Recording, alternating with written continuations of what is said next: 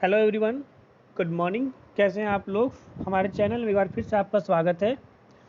आइए आज हम लोग चैप्टर 10 लाइट की बात करेंगे, जहां से बोर्ड एग्ज़ाम में सबसे ज़्यादा नंबर के सवाल आते हैं। और इस बार तो बोर्ड एग्ज़ाम कैंसिल हो गया, अगले बार आपके बोर्ड एग्ज़ाम होंगे तो सबसे ज़्यादा नंबर के लाइट और इलेक्ट्रिसिटी से सवाल आते हैं। तो डियर, आप लोग कॉपी पेन ले करके बैठेंगे और समझते चलना है। ये हमारा नोट्स है, हम आपको बाद में पीडीएफ में नोट्स प्रोवाइड कर देंगे, पीडीएफ भी ले लेना है। और ये जो आपका नोट्स है बिल्कुल टू द पॉइंट बनाया हुआ है board of exam point of view से।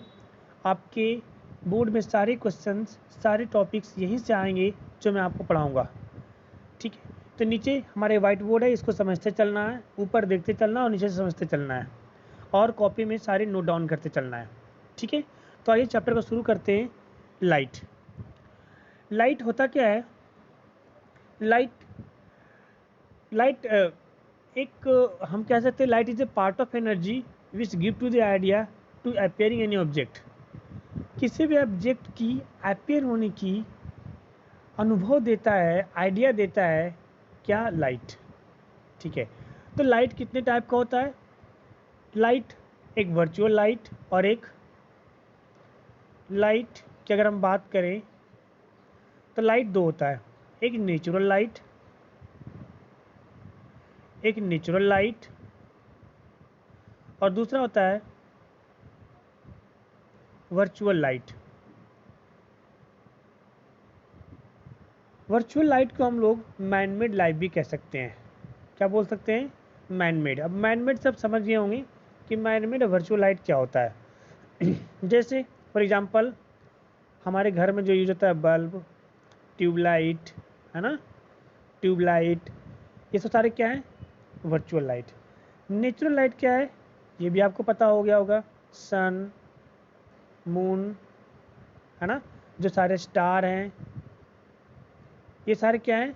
नेचुरल लाइट है ना। तो ये आपका लाइट है। लाइट क्या होता है? Light is a part of energy which give to idea to appear any object. ये एक एनर्जी का पार्ट है, एक एनर्जी का पार्ट है। तो एक एनर्जी का पार्ट है जो किसी भी ऑब्जेक्ट को होने की आइडिया देता है। ये दो तरह के होते हैं, एक नेचुरल लाइट और दूसरा वर्चुअल लाइट, ठीक है। वीडियो को आप लोग पॉज करके लिखते चलेंगे, और ऊपर ऊपर जो आपका ये लिखा हुआ नोट्स लिखा हुआ, उन नोट्स को स्टेटमेंट के तौर पे लिखते हुए चलेंगे, ठीक है। गुड। तो अब हम आगे चलते हैं और आगे इस पे बात करते हैं कि रिफ्लेक्शन ऑफ लाइट क्या होता है। इसको वीडियो को पॉज करके नोट कर लीजिए, मैं इरेज कर रहा हूँ। आइए बात करते हैं कि रिफ्लेक्शन ऑफ लाइट होता क्या है। तो रिफ्लेक्शन ऑफ लाइट क्या होता है, इसको देखते हैं।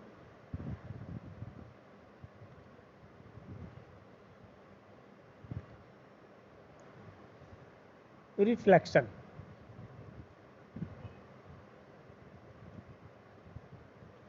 Reflection of light. अगर कोई एक चीज सपोज कर लीजिए, ये कोई सरफेस है, ट्रांसपेरेंट सरफेस नहीं होना चाहिए, है ना।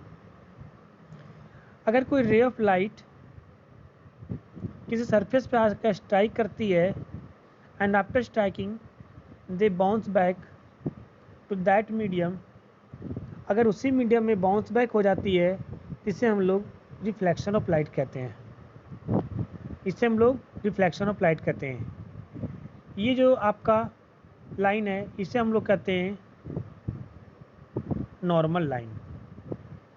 इसे हम लोग बोलते हैं नॉर्मल लाइन। इसे बोलते हैं reflected line. Reflected reflected line, आप इसे बोल सकते हैं रिफ्लेक्टेड रे। इसे हम लोग बोलते हैं इंसिडेंट रे।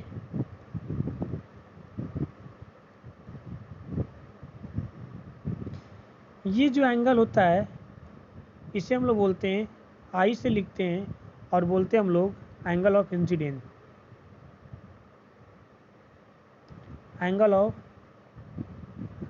इंसिडेंस। ये जो आपका होता है इसे आर से लिखते हैं और इसे कहते हैं angle of reflection, angle of reflection, है ना। तो ये आपका रिफ्लेक्शन है। रिफ्लेक्शन क्या होता है? जब भी कोई इंसिडेंट रे किसी सरफेस पर आकर स्ट्राइक करती है और उसी मीडियम में बाउंस बैक हो जाती है, जिसे हम लोग बोलते हैं रिफ्लेक्शन ऑफ लाइट। ये नॉर्मल लाइन क्या होता है? नॉर्मल मतलब होता है परपेंडिकुलर, सरफेस के परपेंडिकुलर जो भी लाइन ड्रॉ होती है इसे हम लोग बोलते हैं नॉर्मल लाइन। अब नॉर्मल लाइन की अगर मैंने बात किया हूँ और तो इसे बोलते हैं हम लोग इंसिडेंट रे, इसे बोलते हैं रिफ्लेक्टेड रे। ठीक है। अब रिफ्लेक्शन कितने टाइप का होता है? रिफ्लेक्शन दो टाइप का होता है। कितने टाइप का होता है? दो टाइप का होता है। पीडीएफ में भी देखते चलेंगे, ये हमारा पर्सनल नोट्स है, इसे भी देखते चलेंगे। एक होता है इरेगुलर रिफ्लेक्शन। इरेगुलर रिफ्लेक्शन का एक होता है रेगुलर रिफ्लेक्शन। रिफ्लेक्शन दो टाइप का होता है, एक होता है रेगुलर और दूसरा होता है इरेगुलर। दूसरा होता है इरेगुलर।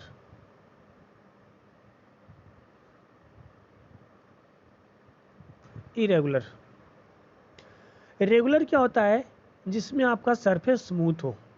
कैसा हो? स्मूथ सरफेस, जैसे आपका मिरर। जैसे आपका मिरर मिरर कैसा होता है? स्मूथ सरफेस होता है। इरेगुलर क्या हुआ? जैसे आप यहाँ पे फिगर में देख पा रहे होंगे, जैसे ये आपका क्या है? रेगुलर रिफ्लेक्शन है, यानी कि जहाँ पे सरफेस आपका स्मूथ हो। आप यहाँ पे देखिए लिखा हुआ है when the reflection surface is smooth and well polished. कैसा हो? Well polished. इसे हम लोग बोलते हैं इरेगुलर। इरेगुलर क्या होता है? जहाँ पे आपका सरफेस स्मूथ नहीं हो, है ना, रफ, जिसे हम क्या बोलते हैं? रफ एंड पैरेलल रे falling on reflected different direction. अब देखो ये डिफरेंट डायरेक्शन में जा रहा है, तो हम इसे क्या बोलेंगे? Irregular reflection. ठीक है। अब आइए बात करते हैं लॉ ऑफ रिफ्लेक्शन की। थोड़ा लॉ ऑफ रिफ्लेक्शन की बात करते हैं। तो लॉ ऑफ रिफ्लेक्शन कहता है, दो लॉ कहता है। फर्स्ट लॉ कहता है, ये देखिए हमने वही बनाया हूँ, ये कोई रेगुलर सरफेस है। हम लोग जो भी पढ़ेंगे इस चैप्टर में वो रेगुलर रिफ्लेक्शन की बात करेंगे और रेगुलर सरफेस की बात करेंगे, स्मूथ सरफेस की बात करेंगे, पॉलिश सरफेस की बात करेंगे। तो आइए लॉ ऑफ रिफ्लेक्शन पढ़ते हैं। लॉ ऑफ रिफ्लेक्शन कहता है, दो लॉ कहता है। फर्स्ट लॉ, जो फर्स्ट लॉ कहता है, आइए थोड़ा समझने की कोशिश करते हैं।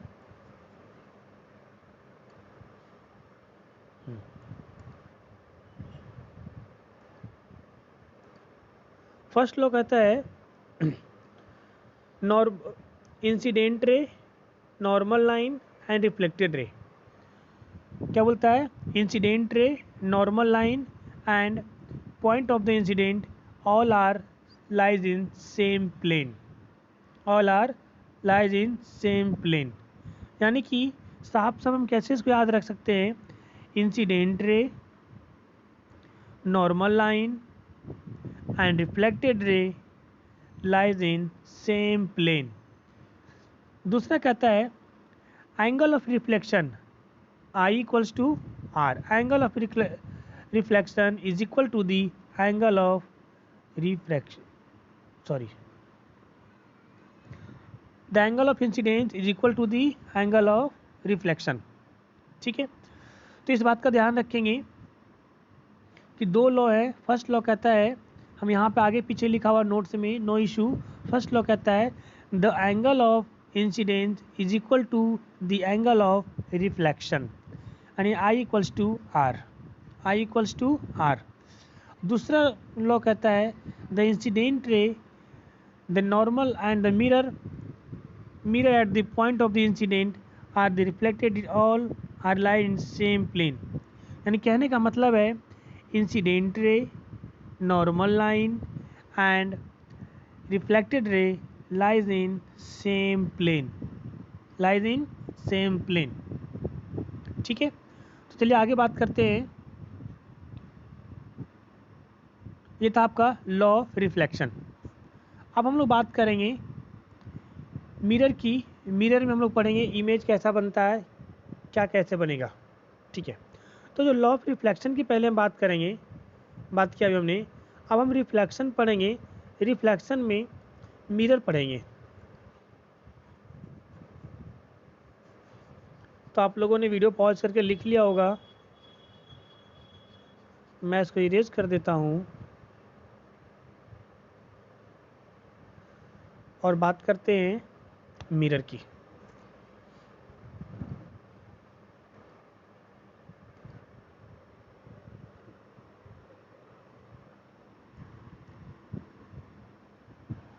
जहाँ हम मिरर की बात करेंगे, स्फेरिकल मिरर।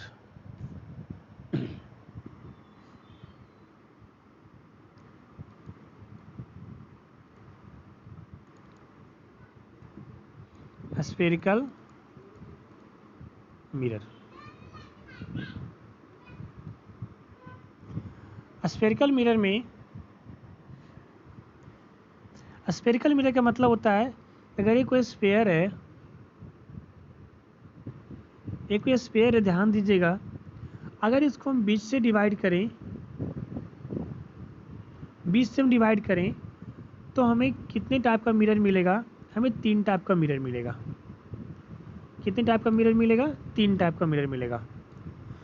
आपको 2 ही टाइप का मिरर पढ़ना है, लेकिन हमें मिलता है 3 टाइप का। कैसे जी? देखिए, एक आपको ये वाला पार्ट मिलेगा, ये वाला पार्ट मिलेगा ऐसे, है ना। एक आपको ये वाला पार्ट मिलेगा ऐसे, और एक आपको इस तरह का प्लेन मिरर मिलेगा। अगर इसे हम बाहर पॉलिश करते हैं, अगर इसे हम बाहर पॉलिश करते हैं तो इसे हम बोलेंगे कॉनकेव मिरर। क्या बोलेंगे? Concave mirror. अगर इसे हम अंदर पॉलिश करते हैं, अंदर पॉलिश करेंगे तो इसे हम लोग बोलेंगे कॉन्वेक्स मिरर। क्या बोलेंगे? Convex mirror. ये प्लेन मिरर किधर भी साइड आप पॉलिश कर दीजिए, कोई फर्क नहीं पड़ेगा, इसे हम लोग बोलते हैं प्लेन मिरर। क्या बोलते हैं? Plane mirror. जो हमारे घरों में यूज होता है वो हमारा प्लेन मिरर यूज होता है ना। आप यहाँ पे फिगर पे भी देख पा रहे होंगे कि मिरर इधर का देखिए, अगर अंदर का पॉलिश है तो क्या बोलेंगे? कॉन्वेक्स बोलते हैं। बाहर का पॉलिश है तो क्या बोलेंगे? कॉनकेव बोलते हैं, है ना। तो और ये जो हमारा होता है सेंटर, ये हमारा होता है सेंटर। अब इससे पढ़ेंगे ये सेंटर ऑफ कर्वेचर क्या होता है, सर हम डिटेल से हम देखेंगे। Centre of curvature, radius of curvature, focus, image, object. अभी जो हमने ऊपर इधर छोड़ा हूँ टर्मिनोलॉजी, आप ये देख रहे होंगे, रियल इमेज, वर्चुअल इमेज, है ना। इस सब के बारे में भी हम पढ़ेंगे, इसको हम छोड़े नहीं है, ये मिरर से रिलेटेड है, तो मिरर से रिलेटेड में हम इस बात को देखेंगे। ठीक है, आई होप यहाँ तक आप लोगों ने लिख लिया होगा। तो फिर अब हम इसको मिटाते हैं बोर्ड को, और अब आगे हम इससे बताते हैं मिरर के बारे में। तो मिरर में हम सबसे पहले हम पढ़ेंगे स्फेरिकल मिरर में कॉनकेव मिरर। कॉनकेव मिरर से हम टर्मिनोलॉजी समझेंगे। दोनों मिरर में जो भी टर्मिनोलॉजी होगा दोनों सेम होगा, तो हम कॉनकेव मिरर से समझने की कोशिश करते हैं। आइए कॉनकेव मिरर से समझते हैं।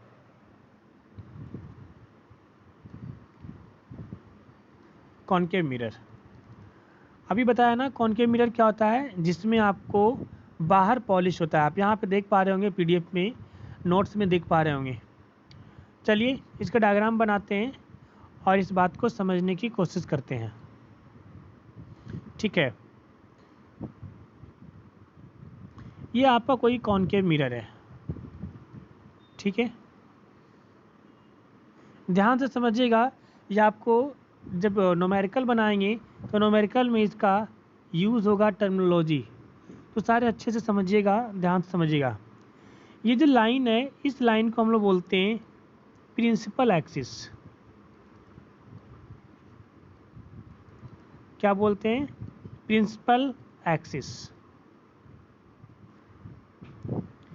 ये जो पॉइंट है जहाँ पे मिरर और प्रिंसिपल एक्सिस कट करते हैं, इस पॉइंट को हम लोग बोलते हैं पोल। क्या बोलते हैं? पोल। एक होता है फोकस। फोकस अभी क्या होता है, किस पॉइंट को फोकस बोलते हैं अभी बताऊंगा। इसको हम लोग बोलते हैं फोकस। इसको हम लोग स्मॉल एफ से लिखते हैं, सॉरी कैपिटल एफ से लिखते हैं। एक होता है आपका सी, सेंटर ऑफ कर्वेचर। इसको हम लोग बोलते हैं सेंटर ऑफ कर्वेचर। ठीक है, सेंटर ऑफ कर्वेचर। देखिए ऊपर में सेंटर ऑफ कर्वेचर आपको यहाँ पे लिखा हुआ दिख रहा है ना। तो जो स्पेलिंग होगा यहाँ से आप लिख लीजिएगा, सेंटर ऑफ कर्वेचर। अगर सपोज कर लीजिए आपने यहाँ पे इमेज ऑब्जेक्ट रखा है, इसे हम लोग कहते हैं ऑब्जेक्ट। अगर आपने यहाँ पे ऑब्जेक्ट रखा है तो इसे हम लोग बोलेंगे ऑब्जेक्ट। ठीक है, ये जो डिस्टेंस होता है फोकस से लेकर पोल तक की, इसको हम लोग कहते हैं फोकल लेंथ। क्या बोलते हैं? Focal length. ये जो डिस्टेंस होता है आपका सी से लेकर के पोल तक का, इसे हम लोग बोलते हैं रेडियस ऑफ कर्वेचर। क्या बोलते हैं? बोलो। Radius of curvature. Focal length को हम लोग स्मॉल एफ से लिखते हैं और रेडियस ऑफ कर्वेचर को हम लोग आर से लिखते हैं। ठीक है, ये जो आपने ऑब्जेक्ट रखा था, ये इसकी डिस्टेंस, कोई भी डिस्टेंस पहले मेजर करते हैं तो हम पोल से करते हैं ना। ये जो डिस्टेंस है इसको हम लोग बोलते हैं ऑब्जेक्ट डिस्टेंस। इसको हम लोग यू से लिखते हैं। किससे लिखते हैं? यू से। मान लीजिए आपने यहाँ पे ऑब्जेक्ट रखा था और यहाँ पे आपका इमेज बन रहा है, तो ये जो इमेज डिस्टेंस, इसको हम लोग बोलते हैं, डिस्टेंस को इमेज डिस्टेंस बोलते हैं। क्या बोलते हैं इसको? बोलो ज़रा। Image distance.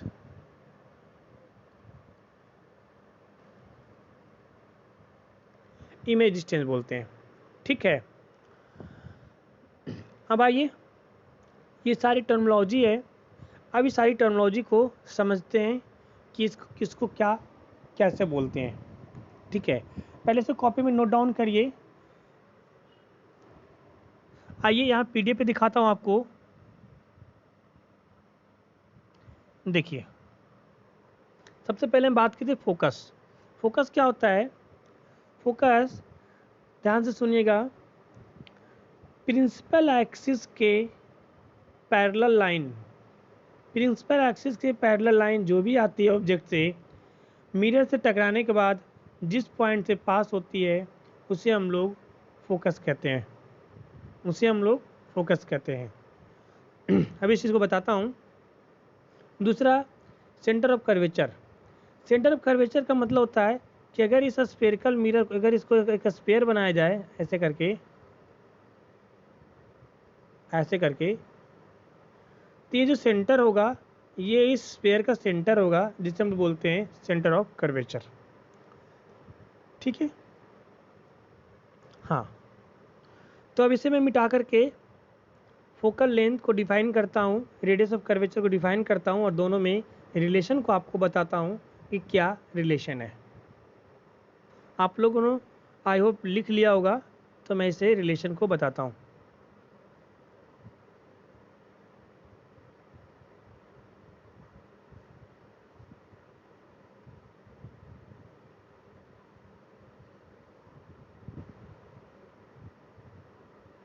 बहुत इंपॉर्टेंट टॉपिक है, अच्छे से समझिएगा। कमेंट में ज़रूर बताइएगा कहाँ पे अच्छे से समझ में नहीं आया या कैसा लगा वीडियो। आइए अब हम समझते हैं पहले इस चीज़ को कि फोकस क्या होता है और रेडियस ऑफ कर्वेचर क्या होता है। हमने कहा था आपसे कि अगर आपको ये फोकस है तो फोकस होता क्या है और ये सी होता क्या है। अगर यहाँ पे कोई ऑब्जेक्ट रखा हुआ है, ऑब्जेक्ट से जो भी पैरेलल लाइन आएगी, प्रिंसिपल एक्सिस के, वो मिरर से टकराने के बाद जिस पॉइंट से पास करेगी उससे हम लोग फोकस करते हैं। जितनी भी पैरेलल लाइन आएगी वो सभी मिरर से टकराने के बाद फोकस से पास करेगी। कहाँ से पास करेगी? फोकस से पास करेगी।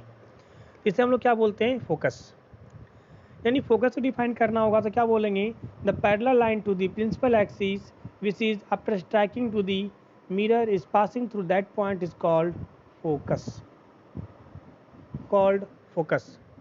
अभी मैं जो आपको पीडीएफ शेयर करूंगा इसमें सारा डेफिनेशन आपको लिखा हुआ मिलेगा। देखिए आपको फोकस का यहाँ दिखाया भी गया है। देखिए आप देख पा रहे होंगे यहाँ पे कि जितने भी पैरेलल लाइन है ये सारे कहाँ से पास होते हैं? फोकस से पास होते हैं। ठीक है, सारे कहाँ से पास होते हैं? फोकस से पास होते हैं, इसलिए हम लोग बोलते हैं फोकस। ये जो डिस्टेंस को हमने आपको बताया था, ये डिस्टेंस को हम लोग बोलते हैं फोकल लेंथ। क्या बोलते हैं? Focal length. और जो रेडियस ऑफ, ये जो कर्वेचर है इसको बोलते हैं हम लोग रेडियस ऑफ कर्वेचर। इसको हम लोग आर से लिखा था, अभी हमने आर से बताया था। मैं ऊपर यहाँ लिख दे रहा हूँ, सी क्या आपका? रेडियस ऑफ कर्वेचर, है ना। जो रेडियस ऑफ कर्वेचर और फोकस में रिलेशन होता है वो R इक्वल्स टू 2F, यानी कि फोकल लेंथ के जस्ट दुगना होता है radius of curvature. Dear student, ये आपके नॉमेरिकल बनाने में काफ़ी हेल्प करेगा। अगर हम यहाँ से फोकल लेंथ निकालें, F निकालें, F इक्वल्स होगा R/2। आपके 1 मार्क्स में 2019 के एग्ज़ाम में यहाँ से पूछ चुका है, बोर्ड में 2019 में यहाँ से पूछ चुका है। आपको किसी स्फेरिकल मिरर का रेडियस ऑफ कर्वेचर दे दिया गया था और उसका फोकल लेंथ पूछा गया था। तो क्या करेंगे? 2 से हम डिवाइड कर देंगे। ठीक है, तो ये रिलेशन आप जल्दी से कॉपी में नोट करेंगे और हम लोग आगे बढ़ते हैं। ठीक है, आगे बढ़ते हैं। आगे बढ़ते हुए हम देखते हैं कि मिरर इमेज कैसे कैसे बनता है। हाँ, आप देखेंगे यहाँ से इमेज फॉर्मेशन। क्या देखेंगे? Image formation. आइए मिटा दूँ इसको।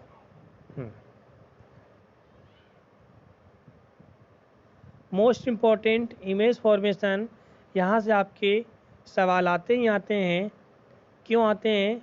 क्योंकि यहाँ से क्वेश्चन उठता है, बनता है और बंदे कंफ्यूज होते हैं, क्योंकि जो चीज़ आपको मिरर में पढ़ना है वही लेंस में पढ़ना है ना।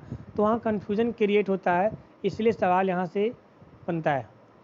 और ये 6 कंडीशन हम लोग पढ़ेंगे कॉन्केव मिरर में। तो 6 कंडीशन में से एक कंडीशन आएगा ही आएगा। ठीक है, सबसे पहला पढ़ते हैं। आइए पढ़ते हैं इमेज फॉर्मेशन।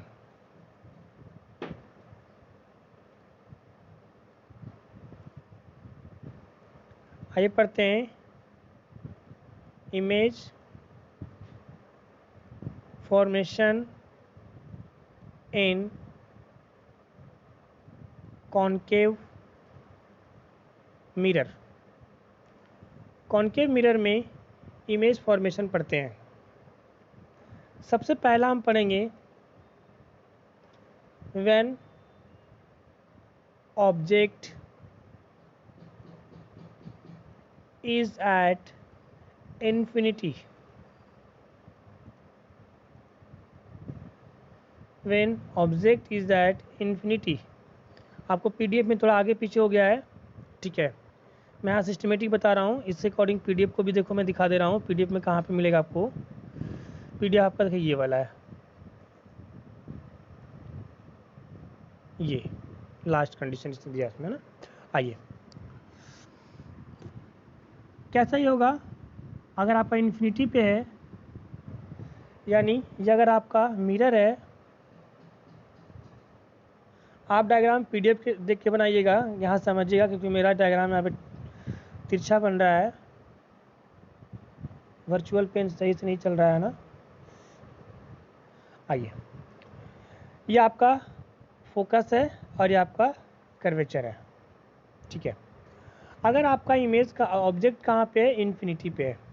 ऑब्जेक्ट इन्फिनिटी पे, इसका मतलब हम लोग उसको क्या देख पा रहे हैं, नहीं देख पा रहे हैं। अगर इन्फिनिटी पे हम नहीं देख पा रहे तो हमें ये नहीं पता कि कहाँ से आ रही है, लाइन ऊपर से आएगी कि नीचे से आएगी, तो हम लोग क्या करेंगे, कैसे बनाएंगे। बहुत से बच्चों के मन में डाउट होता है कि सर हम रे डायग्राम खींचते कैसे हैं। आइए समझते हैं कैसे खींचते हैं। अगर आपको पहली चीज़ देखो, इसमें जैसे हमें नहीं पता है कि हमारा ऑब्जेक्ट कहाँ है, तो हम क्या करेंगे, मान लेंगे ऊपर या नीचे कहीं होगा, तो first ray parallel to principal axis, हमेशा पहली लाइन जो है प्रिंसिपल एक्सिस के पैरेलल लेके जाना है, जो टकराने के बाद कहाँ से पास करेगी, फोकस से पास करेगी। कहाँ से पास करेगी, फोकस से पास करेगी। अब अगर ऑब्जेक्ट अगर ऊपर हो या नीचे हो, अगर नीचे होगा ऑब्जेक्ट तो नीचे से लाइन जाएगी, ऑब्जेक्ट अगर ऊपर होगा तो ऊपर से लाइन जाएगी, और कहाँ से पास होगी, फोकस से पास होगी, ठीक है। First ray. दूसरा रे आपको सी से पास कराना है, तो सी से ऐसे जाएगी, मिरर पे टकराएगी, टकराने के बाद बाउंस बैक हो जाएगी वापस इसी डायरेक्शन में, और जहाँ पे ये दोनों रे मिरर से लौटने वाली दोनों रे, एक सी से पास हुआ वो और एक फोकस से पास हुआ वो, जहाँ दोनों रे कट करेगी, यहाँ पे आपका क्या बनेगा, ऑब्जेक्ट इमेज बनेगा। क्या बनेगा, इमेज बनेगा। यानी कि आपका इमेज कहाँ पे बनेगा, आपका इमेज बनेगा एट फोकस। कैसा बनेगा, रियल एंड इन्वर्टेड। और साइज कैसा बनेगा, point size. Point size. Dear, मैं यहाँ पे आपको बात करना चाहूँगा कि सर रियल एंड इन्वर्टेड क्या होता है। रियल वो होती है जिसे हम पर्दे पे दिखा सकते हैं, जिसे हम स्क्रीन पे शो कर सकते हैं, उसे हम लोग बोलते हैं रियल। इन्वर्टेड का मतलब होता है उल्टा, ठीक है। तो अभी आप इसको पहले नोट करिए, उसके बाद मैं इसको मिटा के समझाता हूँ कि हम कैसे डायग्राम खींचेंगे तो कैसा बनाएंगे। आइए मैं इस चीज़ को पहले समझाता हूँ आपको, ठीक है। इसको नोट कर लिया आपने, ठीक है। पहले इस चीज़ को थोड़ा हम समझते हैं ऊपर में।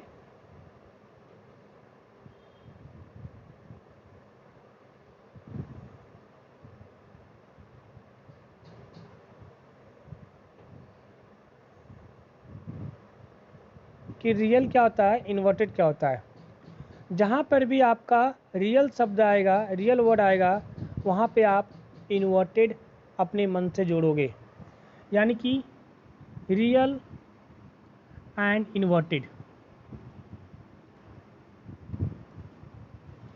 जहाँ पे इमेज रियल होगा, इसका मतलब इन्वर्टेड होना ही होना है। रियल का मतलब होता है to show screen, to show screen, जिसे हम स्क्रीन पे दिखा सकते हैं। एक होता है वर्चुअल एंड इरेक्ट। इरेक्ट का मतलब होता है सीधा, क्या होता है जी, सीधा। और इन्वर्टेड का मतलब होता है उल्टा, उल्टा ऐसे, और सीधा ऐसे, है ना। जहाँ पर भी वर्चुअल टर्म आएगा, आप ऑटोमेटिक मन से इरेक्ट जोड़ोगे, या इरेक्ट आएगा तो वर्चुअल जोड़ोगे। रियल आएगा तो इन्वर्टेड जोड़ोगे, इन्वर्टेड आएगा तो रियल जोड़ोगे। ये नेसेसरी है। और आपको कॉनकेव मिरर में 5 केस में ये वाला कंडीशन मिलेगा, रियल एंड इन्वर्टेड, एक केस छोड़कर। एक लास्ट वाला केस जो होगा जहाँ पे आपका ऑब्जेक्ट फोकस और पोल के बीच में रखा जाएगा, सिर्फ उस केस में हम ये यूज होगा वर्चुअल एंड इरेक्ट, है ना। बाकी सारे में क्या यूज होगा, रियल एंड इन्वर्टेड। तो चलिए, एक हमने देखा, दूसरा देखते हैं।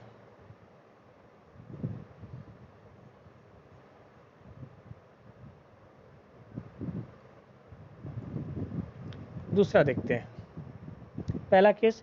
दूसरा केस हम लोग पढ़ेंगे इसमें, when object between infinity and C. अगर आपका ऑब्जेक्ट इन्फिनिटी और सी के बीच में है तो कैसा बनेगा। इसका देखिए आपको डायग्राम यहाँ दिखा रहा हूँ, ये आपका ये वाला है, पांचवा केस है ना। आइए इसको समझते हैं पहले। अगर आपका ये इधर देखिए कॉनकेव मिरर है, ये आपका क्या है, ये आपका फोकस है और ये आपका सी है, ये आपका फोकस है और ये आपका सी है, ठीक है। तो क्या करेंगे, यहाँ से समझते हैं पहले। कहाँ बोला आपका ऑब्जेक्ट कहाँ रखा है, इन्फिनिटी और सी के बीच में, यानी आपका ऑब्जेक्ट कहाँ रखा है, यहाँ पे रखा है। अगर आपका ऑब्जेक्ट यहाँ पे रखा है, ध्यान दीजिएगा अच्छे से समझते हैं इस बात को, इसका इमेज कैसे बनेगा, है ना। तो आपको ये तो अपीयर हो रहा है क्योंकि आपको बोला गया है कि इन्फिनिटी और सी के बीच में रखा है, सी आपको पता है सेंटर ऑफ कर्वेचर, तो ये भी आपको पता है, ये आपको अपीयर होगा। अब आपको ये चीज़ें दिख रही है। अब क्या करना है, सबसे पहले parallel line to the principal axis लाना है। ये कहाँ से पास होगा जी, बोलो, फोकस से, है ना। इसमें देखिए नीचे से नहीं लाना है, इसमें नीचे से लाइन को नहीं लेकर जाएंगे क्योंकि हमें ऑब्जेक्ट ऊपर की ओर हमें दिख रहा है। दूसरी लाइन जो है वो आपकी सी से पास होगी, दूसरी लाइन सी से पास होगी और मिरर से टकराने के बाद वापस उसी मीडियम में लौट जाएगी, और जहाँ पे दोनों लाइन कट करेगा वहाँ पे आपका क्या बनेगा, इमेज बनेगा।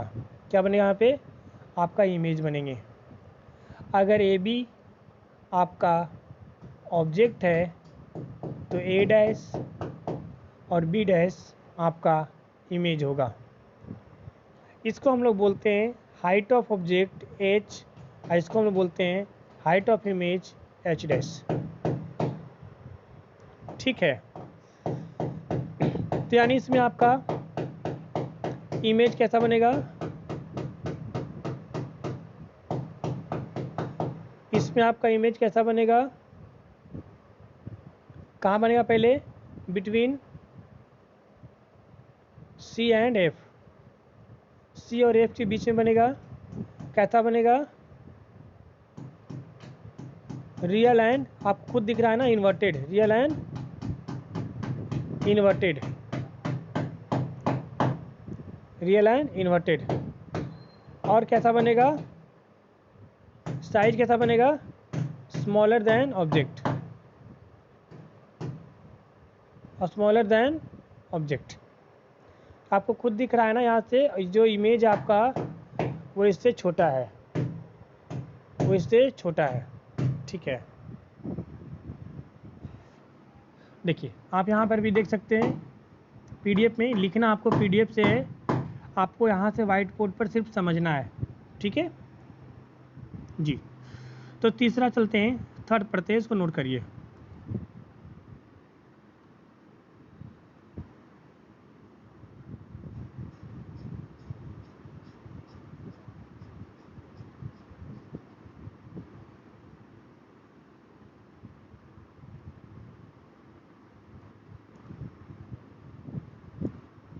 आइए थर्ड केस देखते हैं।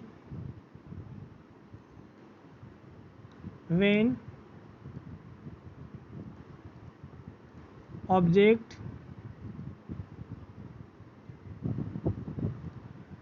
इज एट सी, अगर आपका ऑब्जेक्ट सी पर है तो कैसा क्या बनेगा। इसका मैं आपको दिखा रहा हूँ, ये आपको देखिए ये वाला है, सी बोले तो सेंटर ऑफ कर्वेचर, आपको तो यहाँ पे स्पेलिंग भी लिखा हुआ है सेंटर ऑफ कर्वेचर पे। यानी इसको हम कैसे बनाएंगे, देखो ये आपका कॉनकेव मिरर है, ये आपका प्रिंसिपल एक्सिस है, फोकस है, सेंटर ऑफ कर्वेचर है, ठीक है। आपको क्या बोला गया है, ऑब्जेक्ट कहाँ पर है, सी पर है। ऑब्जेक्ट कहाँ पर है, सी पर है। सबसे पहला काम क्या करना आपको, parallel to the good principal axis, कहाँ से पास होगा, फोकस से पास होगा। दूसरी लाइन देखो, दूसरी लाइन इसमें हम सी से नहीं पास कर सकते हैं क्योंकि ऑब्जेक्ट हमारा कहाँ पे है, सी से है, सी पर ही है, तो इसे हम फोकस से पास करेंगे। हम मिरर से टकराने के बाद ये सीधा इधर वापस लौट जाएगा, है ना। और जहाँ पे दोनों लाइन कट करेंगे इधर जाएगा और इधर वापस लौटेगा। जहाँ पे दोनों देखो कट करेगा वहाँ पे आपका इमेज बनेगा, वहाँ पे आपका इमेज बनेगा। यानी अगर आपका ए बी था तो आपका इमेज ए डैश और बी डैश बनेगा। ठीक है, इमेज के बारे में देखते हैं कैसा बनेगा, कहाँ बनेगा, एट सी सी पर ही बनेगा। कैसा बनेगा, रियल एंड इन्वर्टेड। और कैसा बनेगा, सेम साइज। यहाँ पे ध्यान देंगे, आप एग्ज़ाम में पूछा गया है कई बार, है ना, ये वाले कि बताइए कि स्फेरिकल मिरर में यानी कॉन्केव मिरर में वो कौन सा कंडीशन है जहाँ पे इमेज की साइज़ और ऑब्जेक्ट की साइज़ इक्वल होता है। तो वो कंडीशन है जब आपका ऑब्जेक्ट कहाँ पे रखा जाएगा, सी पे रखा जाएगा, सेंटर ऑफ कर्वेचर पे रखा जाएगा, है ना। आपको देखो एग्ज़ाम में भी उतना ही लिखना है जितना हमने आपको नोट्स में प्रोवाइड किया हूँ। ज़्यादा नहीं लिखिए, कम लिखिए, ज़्यादा मार्क्स अचीव करिए। ठीक है जी, तो ये आपका थर्ड था। चलिए अगला चलते हैं फोर्थ पे। फोर्थ केस देखते हैं।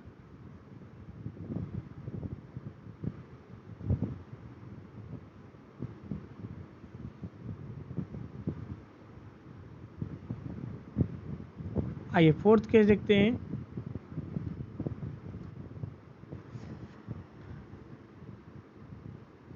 व्हेन ऑब्जेक्ट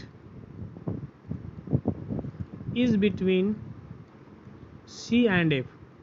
आप बोलोगे सर इसको याद कैसे रखना है, तभी लास्ट में याद रखने का ट्रिक बताऊंगा। कुछ भी नहीं रटने की ज़रूरत नहीं है, आपको एकदम से याद हो जाएगा, सब माइंड में सेट हो जाएगा। अभी 6 कंडीशन पढ़ने के बाद उस ट्रिक को हम लोग देखेंगे। ठीक है, हाँ जी। तो आइए इसको देखो, मैं दिखा रहा हूँ आपको डायग्राम में, इधर देख पा रहे होंगे आप अच्छे से। आइए इसको हम समझते हैं। अगर ये आपका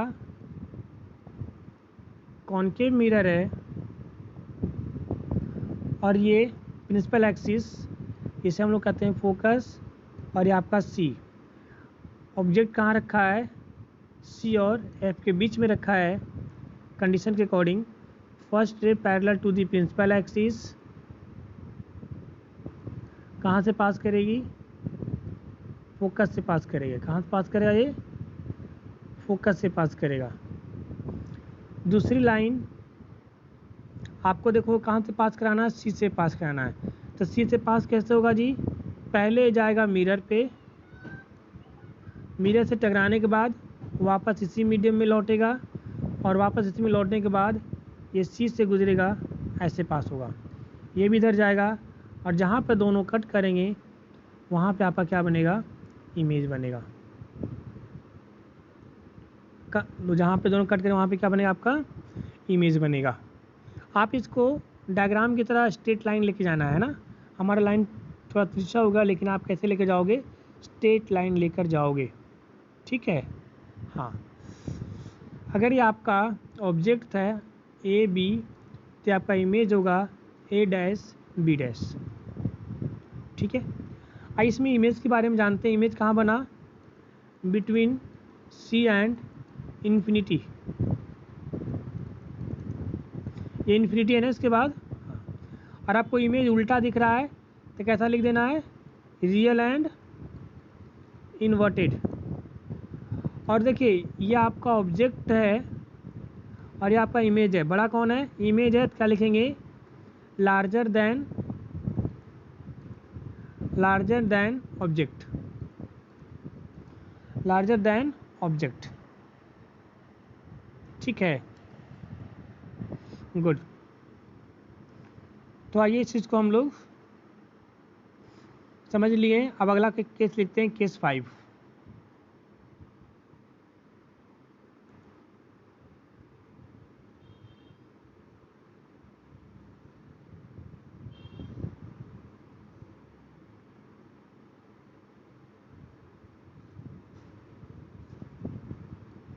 केस 5,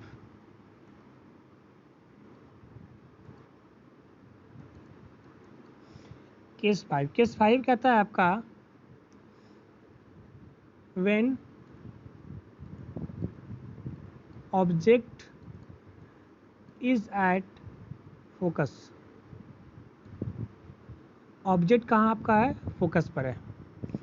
ऑब्जेक्ट आपका फोकस पे है, तो इसका कैसे करेंगे देखते हैं। ये देखिए आपका कॉनकेव मिरर है, ये आपका प्रिंसिपल एक्सिस, ये फोकस, ये सी। ऑब्जेक्ट कहाँ आपका है? फोकस पर है ना। First ray parallel to the principal axis कहाँ से पास होगा? फोकस से पास होगा। सेकेंड रे को कहाँ से पास कराना है? हमें सी से पास कराना है। तो पहले मिरर पे जाएगी, इमेज टकराएगी, टकराने के बाद ये वापस लौटेगी और सी से पास होगा, है ना। अच्छा, डायग्राम में देखिए, पीडीएफ में कहाँ है? ये है पीडीएफ में आपको, है ना। क्या दोनों लाइन कट कर रहा है? कहीं पे कहीं पे नहीं कट कर रहा है ना। तो हम ये बोल सकते हैं इसका इमेज कहाँ बनेगा जी? इमेज कहाँ बनेगा? At focus, sorry at infinity. अगर नहीं कहीं दिख रहा था हम क्या बोलेंगे? At infinity. कैसा बनेगा? आपको नीचे की ओर दिख रहा था, उल्टा ही बनेगा, रियल एंड इन्वर्टेड। और कैसा बनेगा? Highly magnified. हाईली मैग्नीफाइड मतलब बहुत ही बड़ा। क्या बोलते हैं? बहुत ही बड़ा, हाईली मैग्नीफाइड। हाईली मैग्नीफाइड को हम ऐसे भी समझ सकते हैं, जैसे अगर हम लोग टॉर्च जलाते हैं और टॉर्च जलाकर अगर हम टॉर्च के पास में बिल्कुल नियर में हाथ रखते हैं तो इसका इमेज कहाँ दिखता है? बहुत ही दूर दिखता है, बहुत ही बड़ा दिखता है, जिसको हम बोलते हैं इन्फिनिटी पे, है ना। तो आप इस चीज़ को ऐसे समझ सकते हैं। ये पांचवा कंडीशन। आइए छठा और last condition, most important condition है वो, इसके बारे में हम लोग पढ़ते हैं। इसके बारे में हम लोग पढ़ते हैं, ठीक है। देखिए जो छठवां कंडीशन आपका है वो ये कहता है when object is between F and pole, focus और पोल के बीच में है। कहाँ है? फोकस और पोल के बीच में है। आइए देखते हैं फोकस और पोल के बीच में कैसे होगा। ये आपका कॉनकेव मिरर है, ये आपका प्रिंसिपल एक्सिस है, ये आपका फोकस है और ये आपका सी है। आपका ऑब्जेक्ट कहाँ है? एफ और पी के बीच में आपका पोल है, पोल के बीच में। आपको बताया था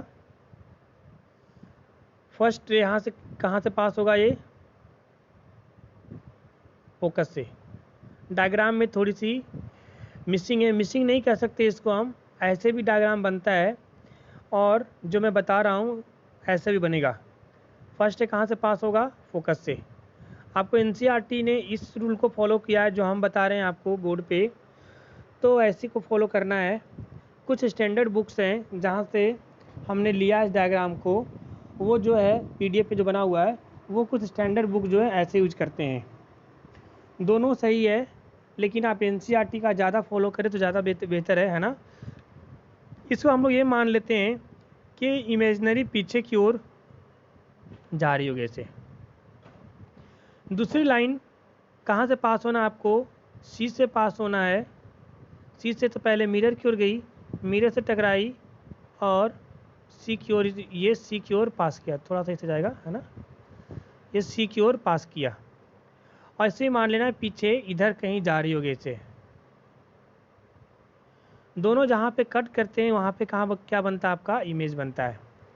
ये देखिए आपको साफ साफ दिख रहा होगा, आपका ऑब्जेक्ट ए बी था, इमेज भी आपको ए डैश बी डैश कैसा दिखा, सीधा दिखा, है ना, कैसा दिखा, सीधा दिखा।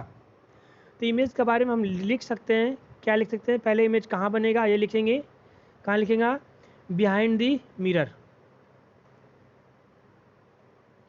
बिहाइंड द मिरर, मिरर के पीछे कैसा बनेगा, वर्चुअल एंड इरेक्ट। अब देखो इसमें सीधा दिख गया ना, तो क्या लगा देंगे, वर्चुअल एंड इरेक्ट।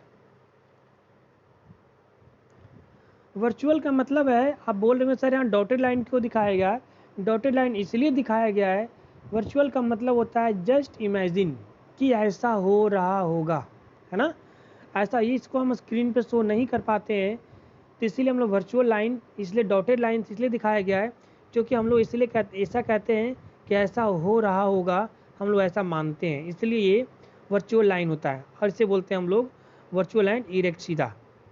कैसा बनेगा, देखो आप खुद ही दिख रहा होगा, ऑब्जेक्ट से बड़ा दिख रहा है ना, लार्जर दैन ऑब्जेक्ट।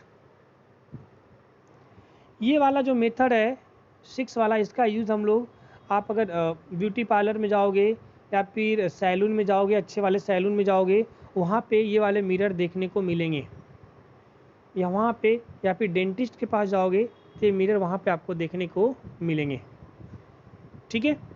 इसको आप नोट कर लिए होंगे। चलिए, ये आपका था कॉनकेव मिरर का। अब आइए देखते हैं कॉन्वेक्स मिरर में image formation. Convex mirror image formation,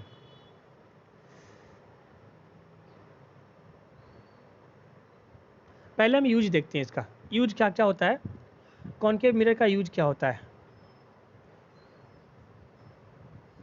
concave mirror का यूज क्या क्या होता है, देखो ऊपर में आपको लिखा हुआ है, मैं एक बार पढ़ के आपको समझा देता हूँ, और फिर इसको आप लोग कॉपी में नोट डाउन कर लेंगे, बिल्कुल नोट्स की तरह नोट डाउन करते चलेंगे। देखिए इसका यूज होता है सबसे पहले कहाँ, यूज़ पहले हम देख रहे हैं, यूज़ कहाँ होता है, सर्च लाइट व्हीकल्स में, जो आपकी व्हीकल्स में जो टॉर्च है, व्हीकल्स में जो हेडलाइट होता है, हेडलाइट देखते हैं ना, मेन लाइट, जो गाड़ियों की जो मेन लाइट होती है ना, उसको वहाँ यूज होता है आपका, ये चीज़ें जो गाड़ी का जो फ्रंट में ऐसे होता है, जहाँ पे एक ड्राइवर का शीशा रहता है और नीचे में 2 ये हेडलाइट रहते हैं, तो ये हेडलाइट में आपका यूज होता है, ये हेडलाइट में यूज होता है। दूसरा, concave mirror are used as sharing mirror to see large image of the face.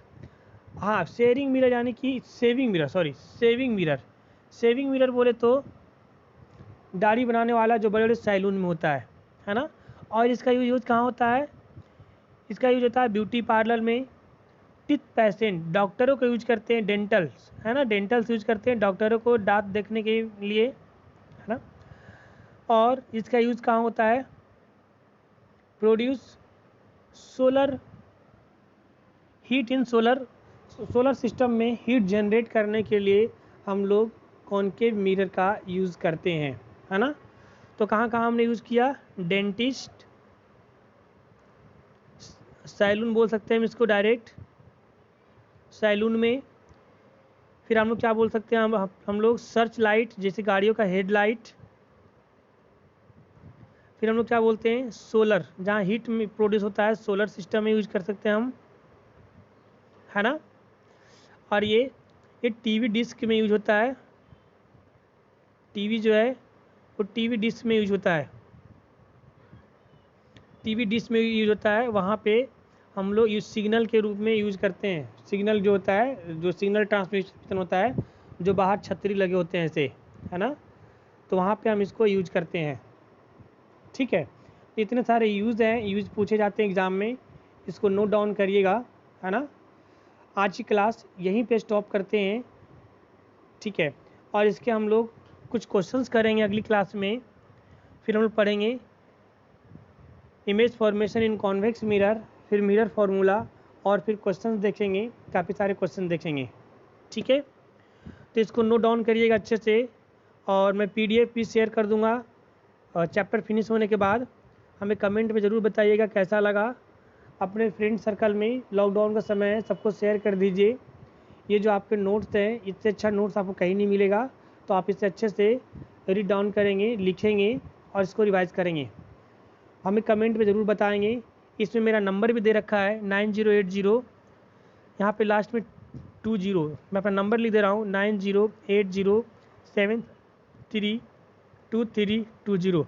आप हमें व्हाट्सएप पे भी फॉलो कर सकते हैं, बता सकते हैं कि क्या दिक्कत है, क्या ज़रूरत है। यहाँ पे लास्ट में 0 लगा लीजिए, तो आपका, तो हमारा नंबर ये है ना। आप इस पर भी व्हाट्सएप कर सकते हैं, ठीक है। Thank you.